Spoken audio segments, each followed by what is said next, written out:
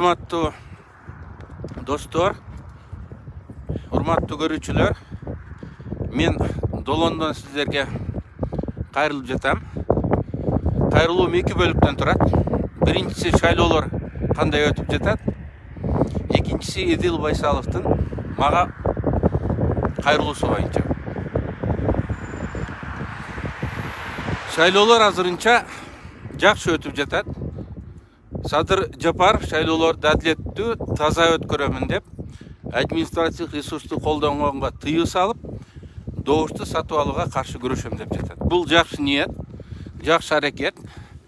Азырынча шайлоолор жакшы жүрүп жатат. Аягына чейин ушундай болсун деп каалоо кылайлык. Эми Эдил Байсаловдун билдирүүсү боюнча. Эдил Байсаловдун деңгээлине түшүп, акыйнек айтышу мага туура келбейт. Бирок ал айтып аткан сөз абдан маанилүү, чоң коркунучту билдирет. Биздин мамлекет өзүн билемдиктин айлампасына түшүп бара жатканын көргөзгөн симптом. Эдил Байсалов мындай дейт: Текебаев, силердин кеңешиңердин эч кимге кереги жок. Оозуңду ачканга укугуңар жок деп айтат. Эдил Байсалов эмне Кудай арканбы? Адамдын сөзүн эмес, башын алганга укугу бар. Эч ким соттагын кыргыз гражданиндин сөз эркиндигине болгон укугу, пикир эркиндиги болгон укугундагы мыйзамдын сакталышын талап кылууга укугун жокко чыгара албайт. Мен эмне дедим? Урматтуу туугандар, калыс болуңуздар. Менин сөзүмдү аягына чейин көңүл буруп угуңуздар. Эгер мен ката кетирген болсом, туура эмес айткан болсом, ак жоп башта деп сөзүмдү артка алганга даярмын. Бирок мен туура айтканыма ынансаңар, Текебаев дагы бир жолу туура айтты деп коюңуздар. Өлкөдө абал оор, энергетикалык кризис ар бир үйгө кирип келди.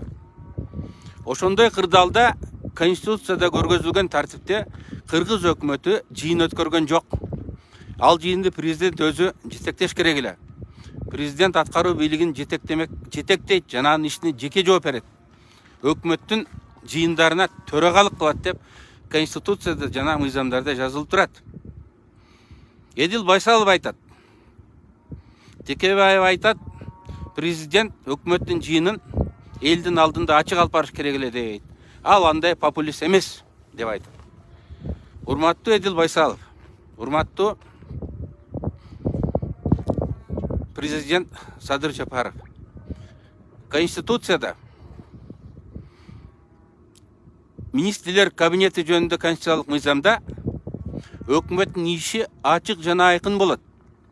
Анын жыйыны болору алдан ала граждандарга кабар берилет. Күн тартиби жарыяланат. Өкмөттүн жыйынынын жүрүшүн аудио жана видео запистери 2 күндөн кем эмес убакытта ачык порталга элге жарыяла кылынат. Эгерде техникалык себептер менен аудио видео запистер жок болуп калса, эмне себептен экенин түшүндүрүп, качан чыгарарын жарыялайт дейт. Ал аудио видео запистер толук болот, кыскартылбайт, кескиленбейт деп жазылып турат. Өкмөт кандай чечим кабыл алынгандыгын элге жарыялаш керек. Өкмөт чечимдерин токтом формасында кабыл алат дейт. Өкмөттүн жыйынына өкмөт мүчөлөрүнүн 3төн 2си бүгүн 15-нен кем эмеси катышыш керек дейт. Өкмөттүн жыйынынын протоколу түзүлүш керек. Токтом көпчүлүк добуш менен кабыл алыныш керек. Токтом элге жарыялангандан кийин гана күчүнө кирет деп айтылып турат. Бул мыйзамдын талабы. Эдил Байсалов эмне дейт? Биз өзүбүз билебиз дейт. Президент керек болсо түнкү саат 3-4-төрдө бизди телефон менен ойготуп кеңешет дейт. Жолугушканга шашып, убакыт жок болсо СМС менен тапшырмаларды берет дейт. Урматтуу Эдил Байсалов, бул Конституцияда көргөзүлбөгөн форма, Конституцияда көргөзүлбөгөн ыкма. Муну кыргыздар бармак басты көз кысты дейт. Бул коррупцияга алып келет. Бул өзүн билемдикке алып келет. Бул диктатурага алып келет.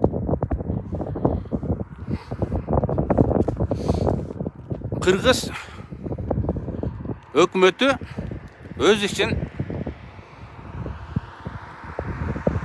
мыйзамдуулукту сактап, Конституцияны сактап алып барабыз деп ант бергенсиңер.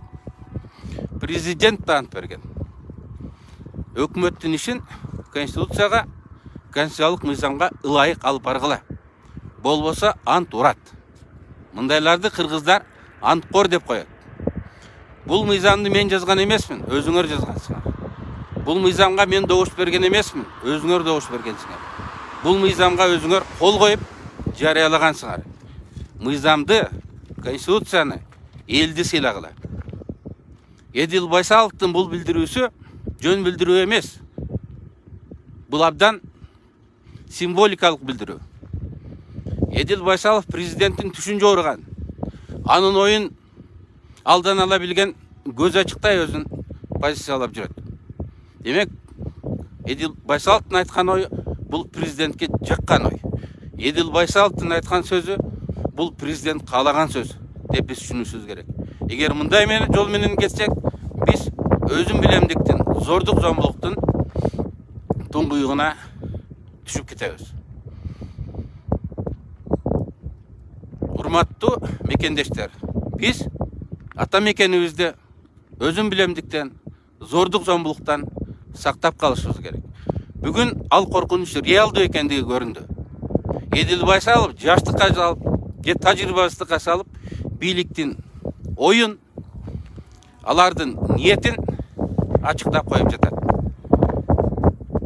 Биз бир болсок, эркиндикти сактап калабыз. Бар болуңуздар. Көңүл бургандыгыңыздарга чоң рахмат.